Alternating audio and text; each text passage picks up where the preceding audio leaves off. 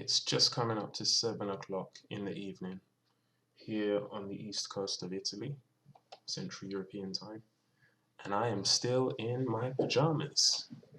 As you can see, I've got my Mickey Mouse t-shirt on there, my checkered pajama bottoms. You can see I haven't shaven, I'm very disheveled, and I think I haven't had a shower in 2 days. So why am I saying all this? This is because I'm in a prolonged, or a normal, but to me a prolonged drawdown. And I just wanted to share this very candid video with you all, whoever's watching, because it's not all rosy live trading, especially any kind of trading, but especially when you're trading a live account and money's on the line. I spent a good part of last week researching the ES, looking for a new system. Now I know jumping around and looking for a new system is the quickest way to kill any edge you may have. The worst thing you can do is look for something else to do when what you're doing isn't working in the short term. But that's what I did. Against my better judgment, I was actually considering going live or researching over this Christmas period a new method to trade the ES so that I could avoid the drawdown, although I wouldn't admit that to myself at the time. I thought I had found a better way. And there is no way to avoid drawdown. The system's going to wax and wane, it's going to perform well sometimes, and it's going to perform so terribly other times that you actually think that it's actually stopped working. And I've had this feeling time and time again over the 6+ months I've been trading this method, and accrued 100% at the high in terms of return on risk. And every time, like, unless it's a shallow drawdown, then you take it in your stride. But when it's a deeper drawdown, and on my equity curve, if I pull it up here, here you'll see the equity curve, and we're right about here. I've ended the 8-trade losing streak that I've been on for the past several days, so this will uptick here, but this is the drawdown. Now, in the grand scheme of things over the last 6 months, this is nothing. It's barely even broken this miniature down uptrend channel here, let alone put in a really decent reversal. But try telling that to your brain when you're taking loss after loss after loss. It's very difficult to take any losing trades, let alone 8 in a row, when you're acting consistently and perfectly in accordance with your method. And this is where trust comes in. Trust and positivity and hope, and just sticking with the method. You have to give yourself over to the method. And ideally you want to do this whilst showering and going out the house, but sometimes it can get the better of you. And this can have all kinds of effects on your family and your mood, and trading is very manic depressive, and it can feel really good when it's going well, and the money's just coming in and you're making withdrawals. You think you're the king of the world. You start projecting, and I've been guilty of this. You start making projections, monthly projections, based on past results, and you think, well, if I go up to 20 contracts, then I'll make X number of tens of thousands per month, or whatever the case may be. And then wham, in your stomach, you get a drawdown. And this is where I believe this is where profitable traders are made, in drawdown. If you can stick with it and see it through, even if your method should be broken, you need to see it through to the statistical drawdown limit that you've given yourself.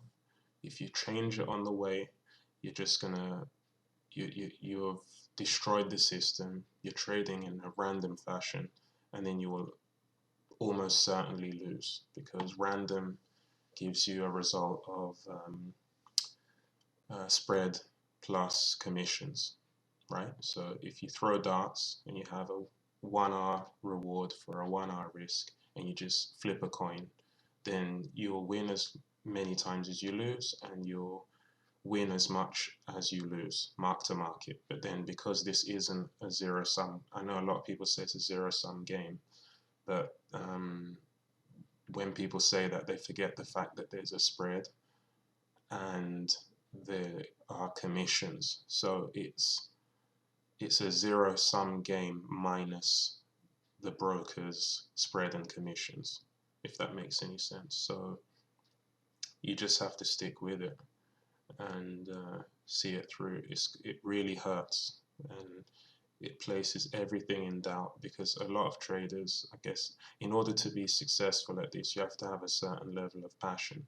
So when the thing you're passionate about isn't working, when you're doing all in your power to get the right result and you get an extended wrong result, it can feel like your world is falling down around you.